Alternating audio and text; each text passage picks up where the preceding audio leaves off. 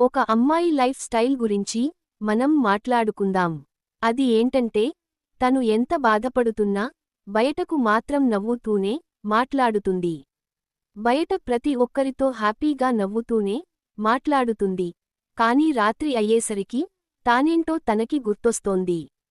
తనలోని ఆవేదనను ఎవరికీ చెప్పుకోవాలో, ఎలా చెప్పుకోవాలో, ఏ సందర్భంలో చెప్పుకోవాలో అర్థంకాక తను సతమతమవుతుంది.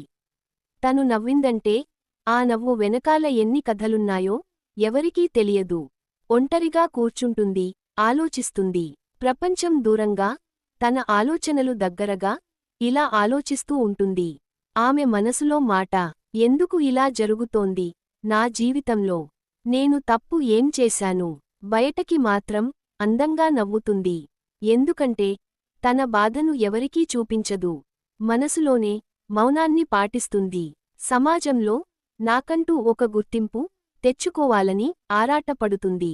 ఎదిగే కొద్దీ ఒదిగుండాలని అనుకుంటుంది.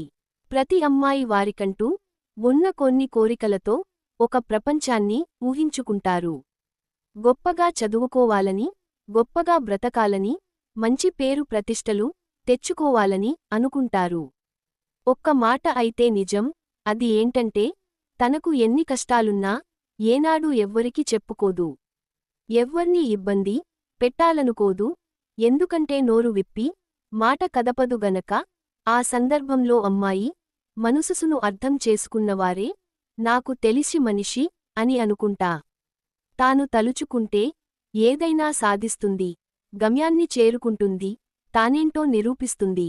ప్రతి మహిళ గుర్తించవలసిన గొప్ప విషయానికి, జీవితం మనల్ని ఎంతగా పరీక్షించినా మనమే మనల్ని నమ్మితే మళ్లీ లేచే శక్తి మనలోనే ఉంటుంది.